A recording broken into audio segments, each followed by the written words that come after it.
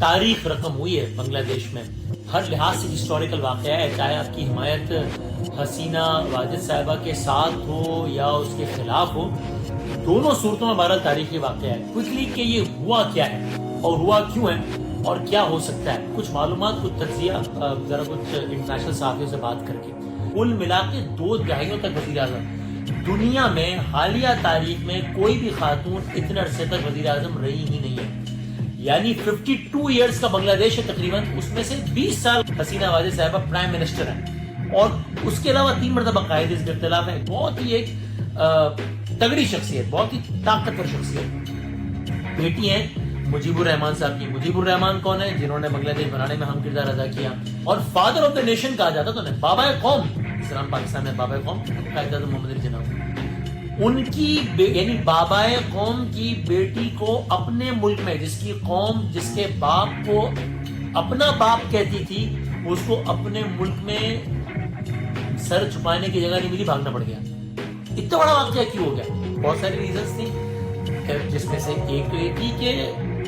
کہنے کو جمہوری حکومت تھی لیکن مزاج سے بالکل بھی جمہوری نہیں تھی۔ یہ الیکشن جو تھا نا جنوری میں جو ہوا ہے، یہ تھا عوامی لیگ ورسز عوامی لیگ۔ ہیومن رائٹس نہیں ہے، اپوزیشن پارٹی کو بین کرنے کے چکر میں، اپوزیشن پارٹی کو کچلنے کے چکر میں،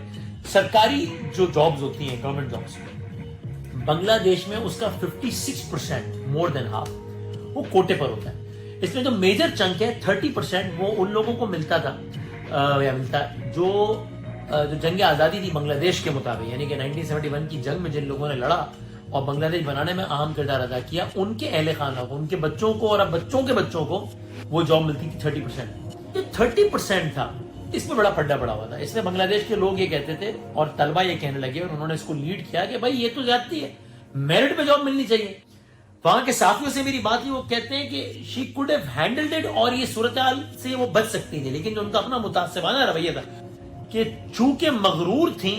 اس لیے مفرور ہوئی، یہ جو مزاج تھا نا اس نے بروا دیا۔ یہاں سے احتجاج بڑھتا گیا، وہاں سے انہوں نے کہا کرفیو لگاؤ، یہاں سے احتجاج بڑھتا گیا، انہوں نے کہا آنسو گیس مارو، احتجاج بڑھتا گیا، دستی بم پھینکو، احتجاج بڑھتا گیا، ٹویٹر، فیس بک، واٹس ایپ، انسٹا بلاک کرو، احتجاج بڑھتا گیا، مارو، احتجاج بڑھتا گیا، اپنی تنظیم کے لوگ اتر گئے ان کے اور سامنے والوں پہ حملے کر دیے۔ اور سب سے انہوں نے جو غلط کام کیا وہ کیا کیا جو ان سے ہو گیا کہ انہوں نے کہا یہ احتجاج کرنے والے جو ہے سارے تو رضاکار ہیں۔